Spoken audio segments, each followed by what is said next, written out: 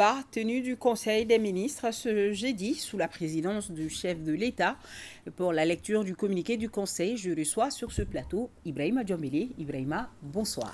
Bonsoir, Nyanya Aliou Traoré. C'est à vous. Merci, mesdames et messieurs, bonsoir. Et voilà, c'est parti avec en pole position, comme d'habitude, le chapitre des mesures législatives et réglementaires. Sur le rapport du ministre de la Justice et des Droits de l'Homme, garde des Sceaux, le Conseil des ministres a adopté un projet de décret portant la nomination de messieurs Mohamed Sow, Almami Difa Diawara et Madame Mariam Diallo, tous aspirants notaires aux fonctions de notaire. Le notaire est un officier public institué pour assurer le service public de la preuve sur toute l'étendue du territoire national.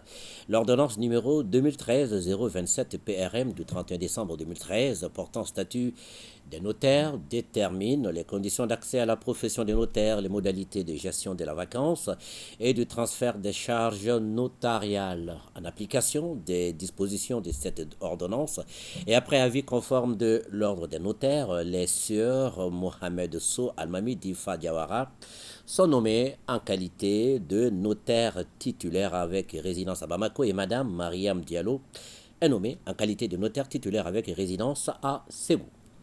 Au chapitre des communications, le ministre des Transports et des Infrastructures a informé le Conseil des ministres des conclusions et recommandations issues de la rencontre des comités nationaux de facilitation des transports et du transit inter-État du Mali et de la Guinée.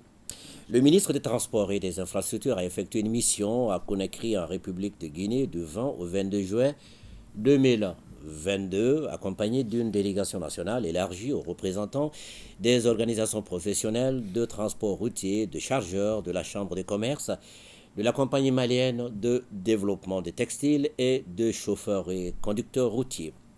La mission a échangé avec la partie guinéenne sur les mesures à prendre pour renforcer la promotion des échanges entre le Mali et la Guinée, lutter contre les tracasseries routières et rendre compétitif l'axe Bamako-Conakry.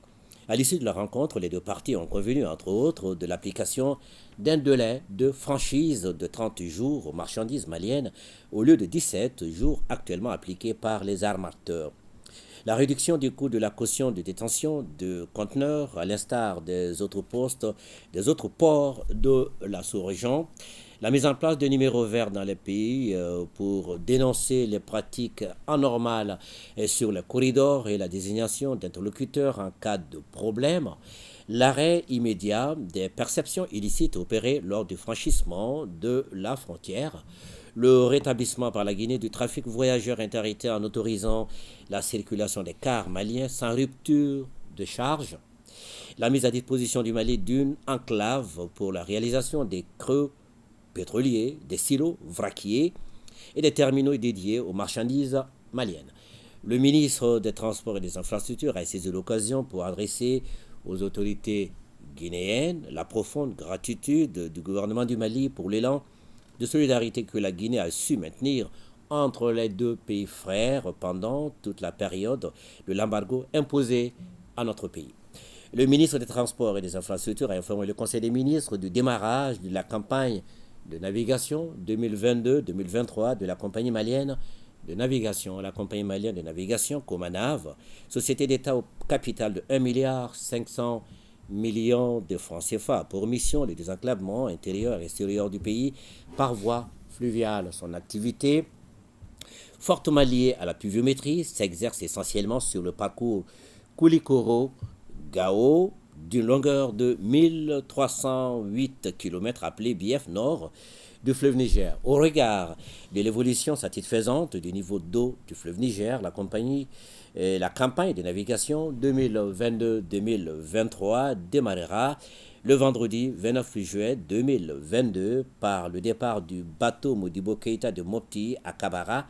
À partir de 10 heures, la compagnie malienne de navigation contribue à l'approvisionnement des zones enclavées et assure l'intégration sociale et économique des populations riveraines du fleuve Niger en dépit de la situation sécuritaire. Le ministre de l'Éducation nationale a informé le Conseil des ministres du résultat des examens du diplôme d'études fondamentales de EF, session de juin 2022. 2022. Les résultats obtenus à cet examen se présentent comme suit. Candidat inscrit 223 244, candidat présent 209 705, candidat admis 100 374. Le pourcentage global des réussites est de 47,86%, soit 20,81% de moins que la session de l'année 2021. Les taux de réussite filles et garçons sont respectivement de 47,39% et 48,31%. L'examen du DF a bénéficié de la mobilisation des membres du gouvernement, de tous les segments de l'administration, des syndicats d'enseignants, de la Fédération nationale des parents d'élèves, des associations des élèves et étudiants, de toute la communauté éducative. Les résultats seront proclamés officiellement le vendredi 29 juillet 2022 sur toute l'étendue du territoire national. Le ministre de la Santé et du Développement social a informé le Conseil des ministres de l'évolution de la maladie à coronavirus, marquée par une augmentation du nombre de cas testés positifs par rapport à la semaine précédente. Le président de la transition, chef de l'État, a appelé la population au respect strict des mesures de prévention et de lutte contre la maladie. À vous, Nyanya Lutra.